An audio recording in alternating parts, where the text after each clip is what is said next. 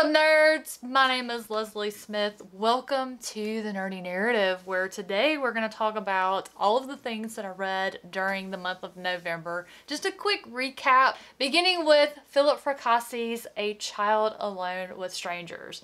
This is the second book that I read by Philip Fracassi. The first book was Boys in the Valley, and I finished that one and went directly into this one. I can't wait to read more by this author.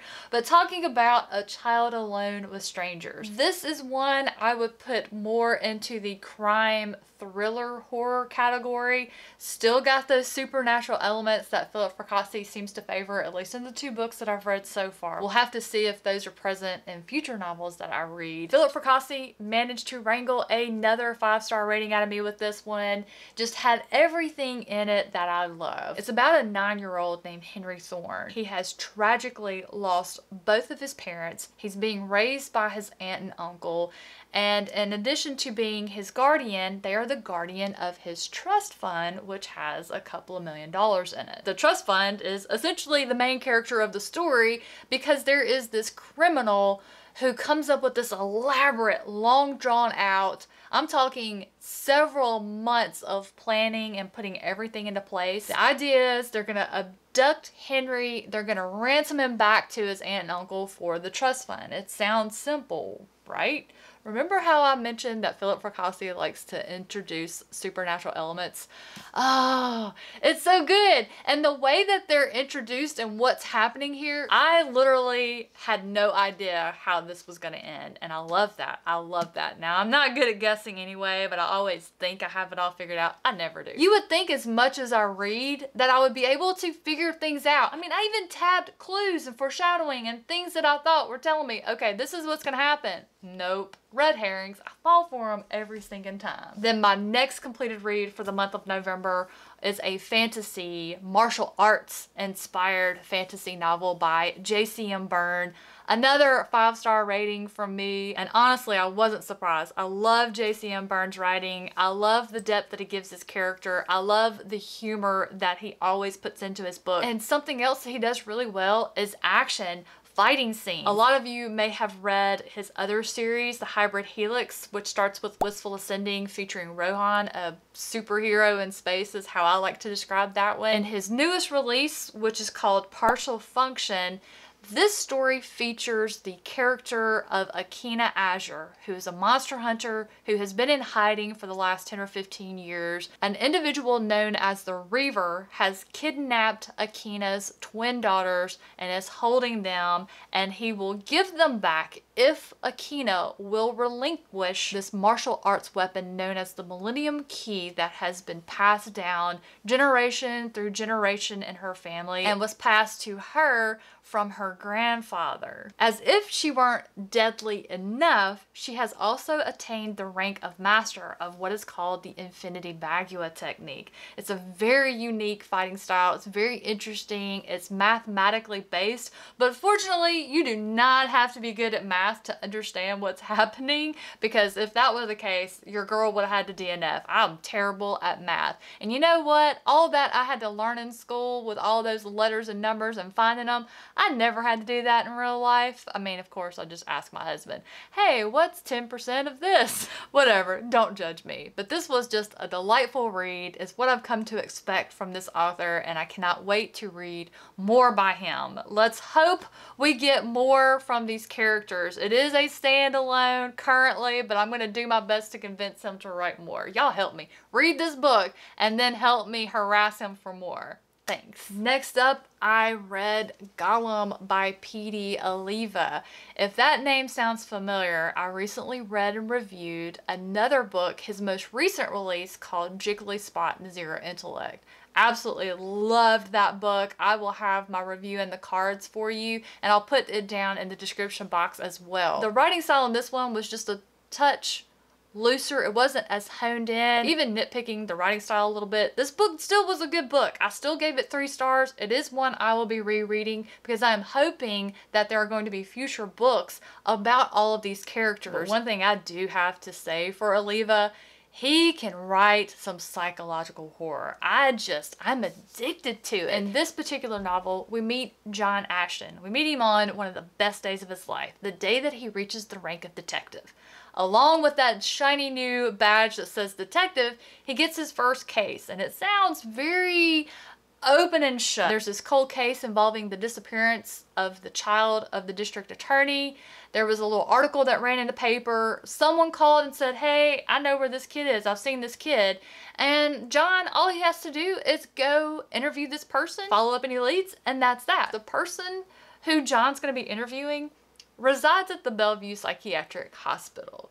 They do have to talk to her because this woman was once a very prominent figure in the elite social network of New York. Now, once John gets there, she's telling him that she sculpted a statue that she brought to life, and this statue is now running around New York abducting children so they can be hosts for demons. Yeah, if you're like me and you are a sucker for stories involving demons or possession, you need to get this one on your TBR. My next read, another 3-star read, was Crossroads of Twilight, book 10 of the Wheel of Time series by Robert Jordan. With all of the excellent modern fantasy that's coming out, it's lost its luster a little bit because Robert Jordan just repeats himself so much. I didn't notice it as much when I was growing up because I was reading these books as they came out with many years in between.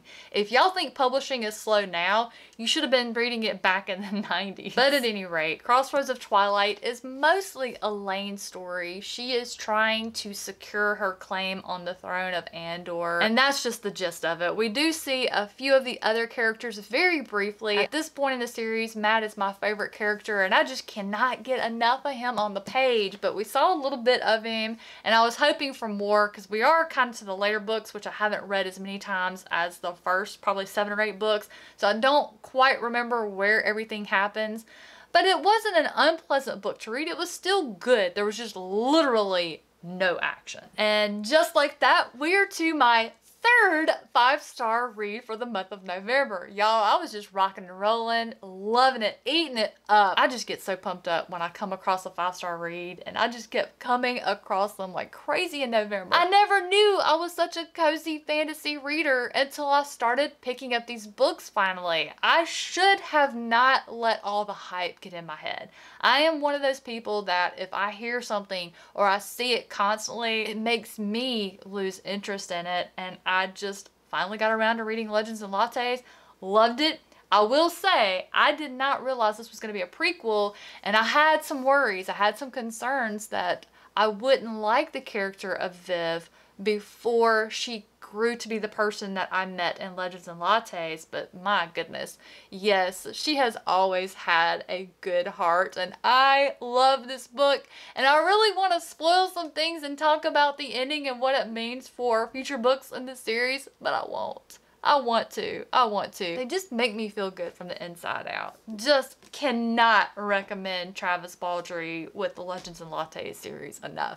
And if you have read any other cozy fantasies that are like these, please put those in the comments down below. I got to get those on my TBR. And then I think my last 3 here were all 4 stars. I've got first here, Thorn Hedge by T. Kingfisher. I have read a few fairy tale retellings in the past, and I just did not like them. And I thought it's because I grew up for 45 years listening to these stories told one particular way, and those stories were just ingrained in me a certain way. So when I read them with a twist, it just didn't sit right with me because I'm like going, no, that's not how it's supposed to be. And she just studies them in a way until she has a question pop up. For Thorn Hedge, which is a retelling of Sleeping Beauty, that question was, what if the princess was actually the villain? And the princess is not even the central focus of the story. This little fairy toadling is, and oh my gosh, it's so cute. I love it. I would say one thing I wish I'd have gotten in this one, So there's a character named Halim who meets Toadling the fairy, and he talks a lot about his mother, and she just sounds hilarious. I would have loved to have met his mother. This is such a sweet, delightful little story. T. Kingfisher can do no wrong in my opinion. My next 4-star read was The Mystery Guest by Nita Prose. This is the second book in the Molly the Maid series. NetGalley and Ballantine Books came in clutch. They approved me at the last minute to read that one about a week before it came out. I did do a full non-spoiler review video that I'll have linked up in the cards for you to check out. It'll be in the description as well.